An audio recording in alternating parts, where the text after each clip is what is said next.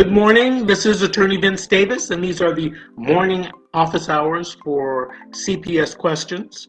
And this morning we're going to be talking about, should I go to that team decision meeting?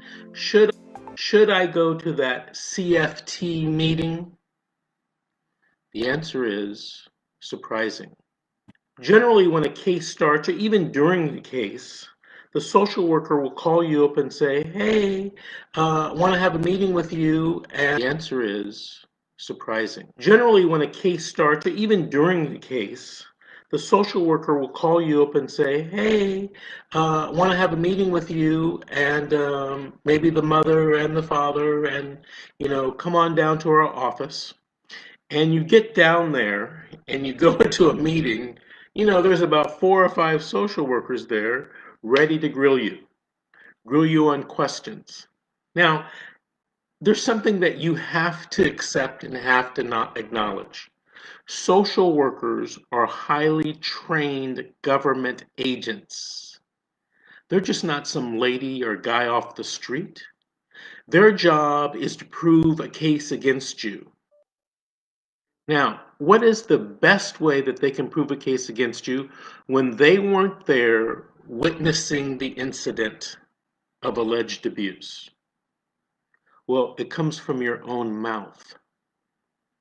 See, a lot of people think they can out-talk, outsmart, outthink a social worker. You can't do that. These people are professionals at what they do, and they're professionals at taking kids from families.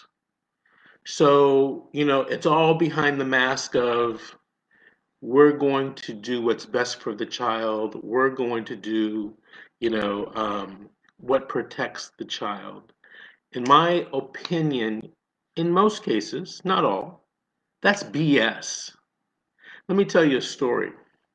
I represented a mom in court, and she had gotten back her oldest child, which was a male, a boy. I think he was about 16 years old.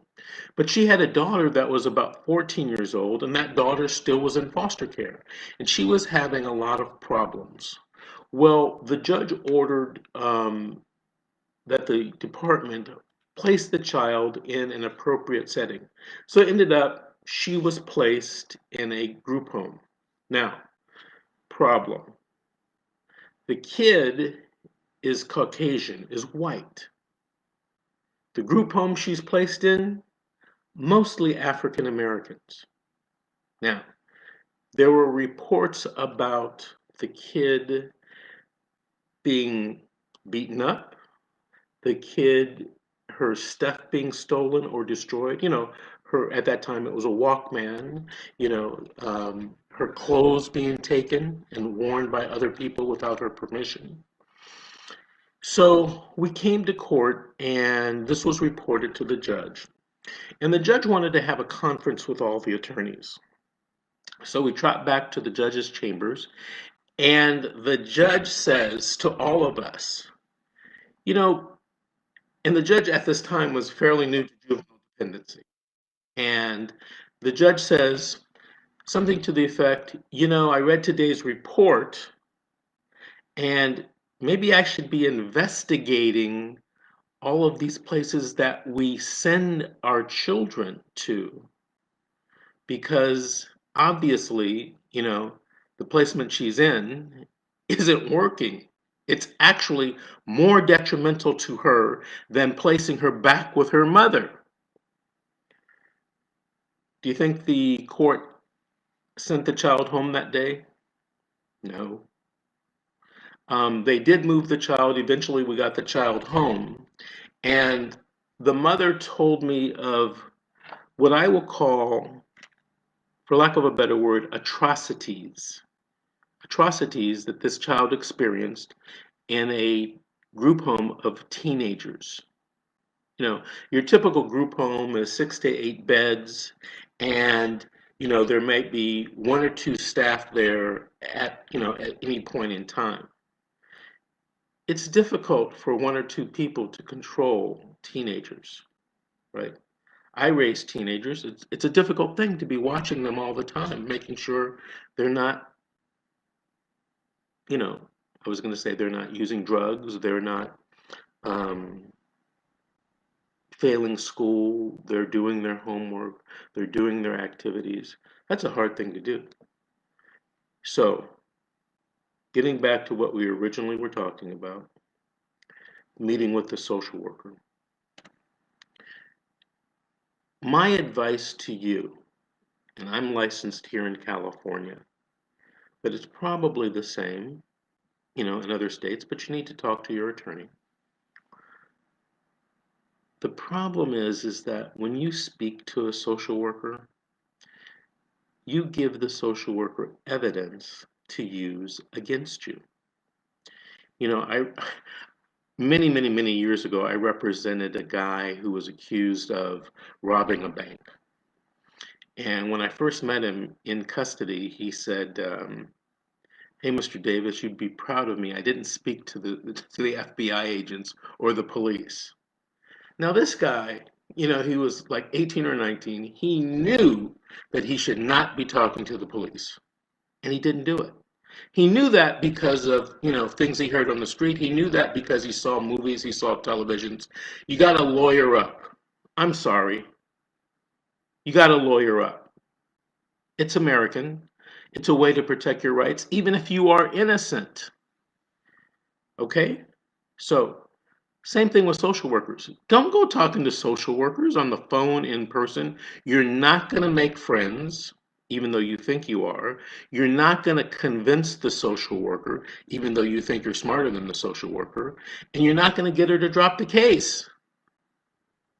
If they got their hooks in you, 9 times out of 10, they're going to go for everything that they can get while being your friend. And by the way, social workers are trained to establish a relationship with you so that you will trust them, so that you will give them information that they can use against you in court. So don't talk to the social workers without your attorney being present. Now, I didn't say don't talk to the social workers, period. I said don't talk to the social workers without your attorney being present. She or he can be present in person. He or she can be present on the phone, right?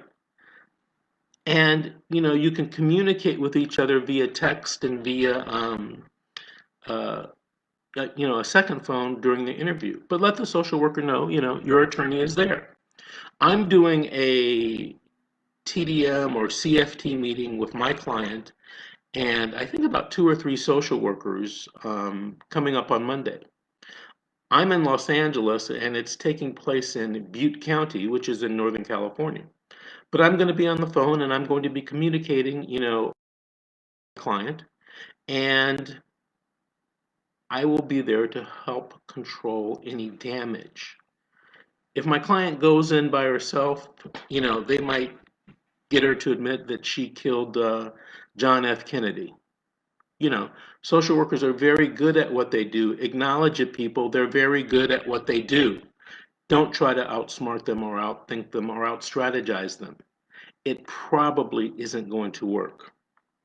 Now, if you don't talk to the social worker, is that a negative? Yes. Although I have seen nothing in the law here in California that says the parent must talk to the social worker, a lot of times the social worker will do this number. Well, if you don't talk to me, I'm going to tell the judge. And in some cases, the judge will say, so, the client didn't, or the parent didn't talk to you. So what? But then in some cases, the judge will say, oh, you didn't talk to the social worker. And in the back of their mind, they might use that against you. So I put it like this to people. If you talk to the social worker on a scale of 1 to 10, 10 being worse, it's definitely a 10. All right? If you don't talk to the social worker, it's a 5. It's not a 0, it's a 5. Now, what do you want? Do you want a 5 or do you want a 10? My money says take the 5 and move on.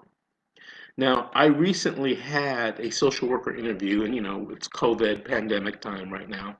And my client and I were on the phone together with the social worker and her attorney, and they're asking my guy questions. Now, I'm doing this because I think it's in his best interest to have a conversation with the social worker and the social worker's attorney. They ask a lot of questions, just general social questions. But when they got to the real question at hand, Mr. So and so, did you do this? I'm sorry, Mr. So and so is not going to answer that question. And because I've worked with this county council before, we didn't get into this back and forth argument about, why he should or should not answer this question. And I simply said in a very nice, courteous manner, professional, let's move on to the next question, please. So the question was, Mr. So-and-so, did you kill Martin Luther King? I'm sorry, he's not going to answer that question. Let's move to the next question. Mr. So-and-so, were you in Memphis, Tennessee on such and such a date in 1963? I'm sorry, we're not going to answer that question. Let's move to the next one. Okay, and it went for a series of questions like that. Then it was, okay, Mr. So-and-so, did you graduate from college? Well, you can answer that question because that can't necessarily be used or twisted against you in the case with respect to them trying to take away your child. So you get the picture? So meeting with the social worker is not bad per se. In my opinion, it could be bad if you try to do it by yourself. And it could be okay if you have an experienced attorney there with you, monitoring and keeping your client from answering certain questions. Now, there's something that I want to tell you guys, and a lot of people don't think of this, and a lot of people don't know this. But when you talk to a social worker, and let's say that there's child abuse involved of a serious nature, anything you tell the social worker can be used against you across the street at the criminal courthouse. Yeah. You could not only incriminate yourself in losing your kids, you can incriminate yourself right into jail. So be careful when you talk to social workers. Social workers can be and often are witnesses in criminal child abuse proceedings. Now, the last thing I want to tell you is this.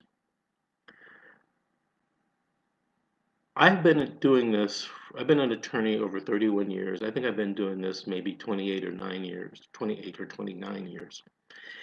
And I'm here to tell you that there are some really good social workers. There are some really bad social workers. And then the majority, like a bell curve, are like right in the middle. They're average. And what I am always concerned about is that when you talk to a social worker, your words may be twisted. Your words, the social worker might